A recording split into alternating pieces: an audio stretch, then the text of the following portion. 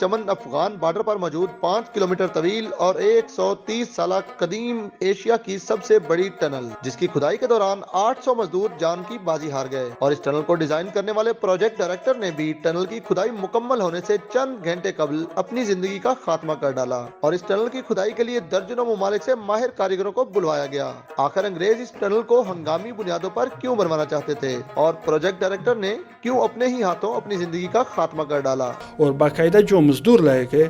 وہ مختلف ممالک سے، افغانستان سے، ایران سے اور چین سے۔ ڈیجیٹل پاکستان کی ویڈیوز دیکھنے کے لیے ہمارا چینل سبسکرائب کیجیے اور بیل آئیکن کو پریس کیجیے تاکہ آپ ہر ویڈیو سے باخبر رہ سکیں۔ اس وقت میرے ساتھ حافظ اجب خان صاحب موجود ہے۔ حافظ اجب خان صاحب جو کہ جغرافیہ اور تاریخ پر گہری نظر رکھتا ہے۔ حافظ اجب خان صاحب دھیان دینے کا بہت شکریہ۔ حافظ اجب خان صاحب ہمیں یہ بتائیے کہ انگریزوں کو کیا ضرورت پیش آئی کہ اس ٹنل کو تعمیر کیا جائے؟ بسم اللہ الرحمن الرحیم۔ اس زمانے میں متحدہ ہندوستان برطانیہ کے زیر نگین تھا، زیر اثر تھا۔ ٹنل کی تعمیر کی ضرورت یہ پیش آئی اور اس کا سبب یہ بنا کہ روس نے افغانستان کے راستے سے متحدہ ہندوستان پر حملہ کرنے کا ارادہ کیا تھا، تو برطانیہ کو یہ خدشہ ہوا کہ یہاں پر ایک ریلوے لائن کا منصوبہ شروع کیا جائے تاکہ اور یہ بیچ میں یہ ریلوے لائن منصوبہ شروع کیا جائے، اور بیچ میں چونکہ خواجہ عمران کا پہاڑی سلسلہ وہ آتا تھا، تو یہاں پر وہ سرنگ نکالنے اور سرنگ کھودنے کی بھی ضرورت تھی۔ بغیر سرنگ کے وہ جو بارڈر ہے افغانستان کے ساتھ متحدہ ہندوستان کا، وہاں پر اپنے فوجوں کو وہ رسد اور کمک نہیں پہنچا سکتے ہیں، تو اس وجہ سے انہوں نے یہاں پر ایک ٹنل اور ایک سرنگ تعمیر کرنے کا منصوبہ شروع کیا تاکہ بروقت جب وہ روسی افواج وہ حملہ کرنے آ رہے ہوں گے کندہار تک، تاکہ اس ریل کے ذریعے، اور یہ ایک جلد راستہ ہے، اس کے ذریعے برطانیہ اپنے فوجوں کو وہ کمک اور رسد پہنچائے تاکہ وہ روسی حملہ کو وہ کسی طریقے سے وہ پسپا کر دے۔ تو اس وجہ سے انہوں نے یہ ٹنل تعمیری منصوبہ شروع کیا تھا۔ یہ منصوبہ دراصل اس وقت جو وائسرائے ہند تھا، اس کا نام لارڈ لیٹن تھا، انہوں نے اس کی منظوری 1876 میں دی تھی، اور اس ریلوے لائن پر، اس منصوبے پر کام کا آغاز 1889 میں شروع کیا گیا تھا۔ تو اس ٹنل کے لیے کھدائی کے لیے کون اور مزدور کن کن علاقوں سے بلائے گئے؟ اور یہ ٹنل جب شروع ہوا تھا، اس کی تاریخ 14 اپریل 1888 بتائی جاتی ہے۔ 14 اپریل 1888 سے لے کر پھر یہ جو پائے تکمیل کو پہنچا 4 ستمبر 1891 کو، بلکہ 5 ستمبر 1891 کو یہ پائے تکمیل کو پہنچا۔ یہاں پر یہ جو مزدور جو کانکن لائے گئے تھے، وہ انگلینڈ کے شہر وہ ول سے تقریباً 65 ماہر فن تعمیر وہ کانکن لائے گئے تھے، اور باقاعدہ جو مزدور لائے گئے وہ مختلف ممالک سے، افغانستان سے، ایران سے اور چین سے۔ تو افغانستان کے مختلف شہروں سے، مثلا کابل، جلال آباد، کندہار، ہرات، یہاں سے یہ جو ماہر تعمیر تھے ان کو بلائے گئے۔ تو انگریز انجینئروں نے اس ٹنل کو 100 سالہ میعاد دی۔ اب یہ ٹنل کس حالت میں ہے؟ یہ ٹنل، اگر میں یہ کہوں کہ یہ ٹنل مزید 100 سال بھی اسی حالت میں وہ رہ سکتا ہے تو بھی یہ بجا ہے، کیونکہ یہ جو انجینئر تھا اور انہوں نے اس میں ایسے میٹیریل اور مواد استعمال کیا ہے کہ یہ اپنی شاہکار آپ ہے اور اپنا کارنامہ یہ آپ ہے، اور انتہائی محنت کے ساتھ اور لگن کے ساتھ انہوں نے یہ کام کیا ہے۔ تو ٹنل کے اندر جو مزدور تھے اس کے لیے وہ روشنی کا انتظام کیسے کیا جاتا تھا؟ روشنی کے بارے میں جہاں سرنگ وہ کھودا جاتا تھا، تو روشنی کا انتظام کے بارے میں پہلی روایت پہلی بات تو یہ آتی ہے تاریخی اعتبار سے کہ یہاں پر ٹنل کے بالکل سرے میں اور اس کے ابتدا میں یہ جو سرنگ کھودا گیا تھا کھود رہے تھے، اس کی ابتدا میں باقاعدہ انہوں نے بڑے بڑے آئینے رکھے تھے اور اس کو ٹیڑھے کر کے رکھے تھے، اور سورج کی اس کی طرف مشرق کی طرف آئینے کے کو مشرق کی طرف کر کے اس جب سورج نکلتا تھا تو اس پر روشنی پڑتی تھی، اور پھر یہ روشنی منعکس ہو کر یہ ادھر سرنگ میں چلی جاتی تھی اور وہاں باقاعدہ روشنی پھیلتی تھی اور اس روشنی میں وہ کام کرتے تھے۔ دوسری بات یہ تاریخی حوالے سے یہ بھی بات آتی ہے کہ برطانوی حکام نے مٹی کے سے جلنے والی چراغوں کا انتظام انہوں نے کیا تھا۔ یہ تقریباً اس کی تعداد بہت زیادہ بتائی جاتی ہے، 6449 کے لگ بھگ انہوں نے مٹی کے تیل سے جلنے والے چراغوں کا انتظام کیا تھا اور باقاعدہ لائے تھے، اور یہ ان کو سرنگ کے اندر لٹکائے ہوئے تھے، لٹکا رکھے تھے، اور یہ اس کی روشنی میں وہ مزید کام آگے لے کر جا رہے تھے۔ تو ہمیں یہ بتائیے کہ ٹنل کے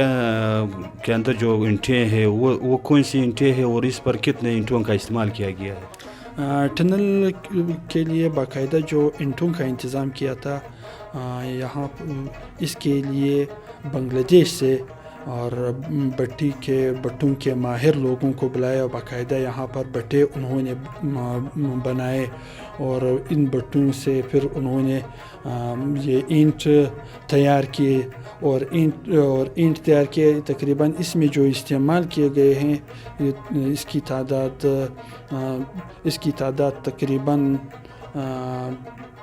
97,24,426 یہ بتائی جاتی ہے۔ تو یہ بھی مشہور ہے کہ ٹنل کے اندر جو کام کرنے والے مزدور تھے، تو آخر کار یہ کیا وجہ بنی کہ 800 کے قریب مزدور مرنے لگے؟ اس کا ان کی موت کا سبب یہ تھا کہ وہاں یہ جو پہاڑی سلسلہ ہے اور ان علاقوں میں چونکہ اس وقت آبادی نہیں تھی، اور وہاں اس زمانے میں موسم بھی انتہائی سخت سرد موسم ہوا کرتا تھا، تو مختلف علاقوں سے آس پاس کے جو مختلف ممالک ہے وہاں سے ٹھنڈی یا برفیلی ہوائیں وہ چل پڑی، تو اس وجہ سے ایک وبا ٹائیفائڈ پھوٹ پڑا تھا۔ تو اس وبا کی وجہ سے مزدور ایک کر کے وہ مرتے تھے، تو اس وجہ سے تقریباً 800 کے لگ بھگ مزدور اس ٹائیفائڈ وبا کی وجہ سے وہ مر گئے۔ یہ بھی مشہور ہے کہ پروجیکٹ انجینئر جیمز برو نے خودکشی کی، کیا وجہ تھی کہ انہوں نے خودکشی کی؟ انجینئر جیمز برون اس کی خودکشی کے بارے میں یہ بات کتابوں میں آتی ہے کہ انہوں نے وہ ایک ماہر انجینئر تھا، انہوں نے ایک اندازے کے مطابق یہ ٹنل تقریباً 5 کلومیٹر طویل ہے، اور یہ ٹنل ایشیا کے سب سے بڑا ٹنل ہے، اور دنیا کے 4 بڑے ٹنلوں میں اس کا شمار کیا جاتا ہے۔ اور انہوں نے جب اس پر کام شروع کر رہا تھا اس ٹنل پر، یہ 5 کلومیٹر ٹنل کھودنے پر، انہوں نے ایک طرف تو شلاباغ کی طرف سے انہوں نے مزدوروں کو کام کرنے کا ٹاسک دیا تھا، اور دوسری طرف سنزل کاریز میں جو چمن کی طرف ہے، سنزل کاریز سے مزدوروں کو کام کرنے کا ٹاسک دیا تھا، اور انہوں نے ان مزدوروں کو ایک وقت کے مطابق مقررہ وقت پر، جو کہ تقریباً 3 سال 4 ماہ اور 21 دن، انہوں نے ایک مقررہ وقت دیا تھا کہ یہ دونوں قسم کے مزدور جنہوں نے شلاباغ کی طرف سے کام شروع کیا ہے اور جنہوں نے سنزل کرے سے दूसरे ग्रुप ने काम शुरू किया। ये इस मुकर्ररा तारीख़ पर यानी 3 साल 4 माह और 21 दिन के बाद ये आपस में एक दूसरे के साथ मिलेंगे, लेकिन कुछ घंटों की ताख़ीर से ये लोग आपस में मुकर्ररा वक़्त पर वो नहीं मिल सके। तो इस वजह से प्रोजेक्ट इंजीनियर ने मायूस होकर के मेरा अंदाज़ा क्यों गलत हुआ और जो कुछ मैंने पढ़ा है और ये तखमीना और ये अंदाज़ा क्यों गलत साबित हो रहा है, तो मायूसी के आलम में उन्होंने ख़ुदकशी कर ली। लेकिन बदकिस्मती से 2 घंटे 3 घंटे की ताख़ीर के बाद उसी दिन दोनों किस्म के मज़दूर जिन्होंने शिलाबाग और संज़ल कारिस की तरफ से काम शुरू किया था, ये आपस में आ मिले और बाकायदा टनल खोद दिया गया और ये सुरंग पाए तकमील को पहुँच गया। ये भी बता दूँ कि इस टनल की अहमियत पाकिस्तानी हुकूमत ने भी उजागर की थी। 1976 से लेकर 2005 तक स्टेट बैंक ने जो 5 रुपये का सिक्का 5 रुपये का जो नोट जारी किया था, उस नोट पर इस टनल की तस्वीर लगाई गई है ताकि इस टनल की अहमियत को मज़ीद वो उजागर कर सके। डिप्टी कमिश्नर ज़िला चमन कैप्टन रिटायर्ड जुमादात खान मंदोखियल इस वक्त मेरे साथ मौजूद है। सर, टाइम देने का बहुत शुक्रिया। सर, इस तारीख़ी असासे की हिफाजत के लिए इंतज़ामिया ने क्या इक़दाम उठाए? बिस्मिल्लाहिर्रहमानिर्रहीम। जिस तरह आपको मालूम है कि खोजक टनल एक तारीख़ी असासा है हमारे बलूचिस्तान का और चमन का। ये 1889 में इस पे काम शुरू हुआ और ये 1891 में काम कंप्लीट हुआ। तो जब ये काम हो रहा था उस वक्त यहाँ पे जब ब्रिटिश यूनाइटेड किंगडम के यहाँ पे थे वाइसराय और संडेमन, तो उन्होंने उस वक्त लेवीज़ फोर्स बनाई थी ट्राइबल बेसिस पे। तो और उनकी ज़िम्मेदारी ये लगाई थी कि वो जो यहाँ पे रेलवे का काम चल रहा है और जितनी गवर्नमेंट की इंफ्रास्ट्रक्चर है उनकी हिफाजत उनकी रिस्पॉन्सिबिलिटी थी और इलाके का अमन व अमान उनकी रिस्पॉन्सिबिलिटी थी। तो लेवीज़ फोर्स का कॉन्सेप्ट भी इसी बुनियाद पे है कि वो एक लोकल फोर्स है और वहाँ के कबायली उस जो गवर्नमेंट उस वक्त जो भी गवर्नमेंट थी उनकी इंफ्रास्ट्रक्चर की प्रोटेक्शन उनकी रिस्पॉन्सिबिलिटी थी। तो उस वक्त से ये कबायली तरीके से नस्ल दर नस्ल आ रहा है। अभी भी हमारे पास 30 लेवीज़ फोर्स हैं फेडरल लेवीज़ फोर्स के, तो वो वहाँ पे हमने उनकी तैनाती की है, वो प्रोटेक्शन कर रहे हैं और ये 100 साल से ये लेवीज़ फोर्स नस्ल दर नस्ल इन टनल्स की प्रोटेक्शन कर रही है और अल्हम्दुलिल्लाह अभी तक उनकी रिस्पॉन्सिबिलिटी है, अभी तक बेहतरीन तरीके से इसको सिक्योरिटी दे रहे हैं।